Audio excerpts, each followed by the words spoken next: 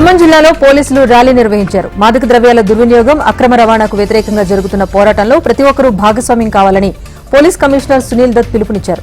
Drugs రహిత తెలంగాణ కోసం ప్రజలు, యువకులు, విద్యార్థులు, కుటుంబ సభ్యులు, ప్రజా ప్రతినిధులు, వివిధ సంఘాలు, స్వచ్ఛంద సంస్థలు భాగస్వామ్యమై విజయవంతం చేయాలని విజ్ఞప్తి చేశారు.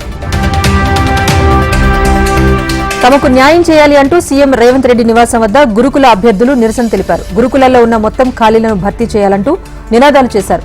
జూబ్లీహిల్స్లోని ముఖ్యమంత్రి నివాసానికి పెద్ద సంఖ్యలో చేరుకున్న గురుకుల అభ్యర్థులు తమకు న్యాయం చేయాలని కోరారు.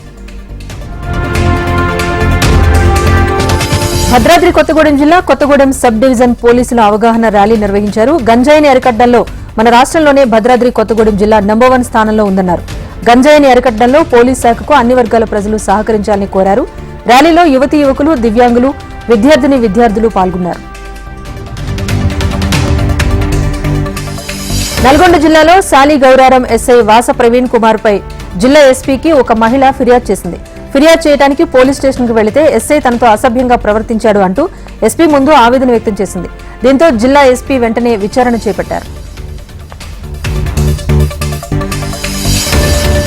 నాగర్ కర్నూలు జిల్లా కల్వకుర్తిలో లంచం తీసుకుంటున్న ఎస్ఐని ఏసీబీ అధికారులు పట్టుకున్నారు. తిలక్ నగర్ కు చెందిన వెంకటేష్ ఇంట్లో మైనింగ్ సామగ్రి జిల్టెన్ స్టిక్స్ ను వెల్దండ ఎస్ఐ రవికుమార్ స్వాధీనం చేసుకున్నారు.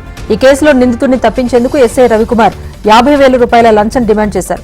నిందితుడు వెంకటేష్ ఏసీబీ అధికారులను ఆశ్రయించగా ఏసీబీ అధికారులు లంచం తీసుకుంటూ ఉండగా ఎస్ఐని రెడ్ హ్యాండెడ్ గా పట్టుకున్నారు. వెల్దండ పోలీస్ స్టేషన్లో ఎస్ఐ రవికుమార్ ను విచారణ చేస్తున్నారు.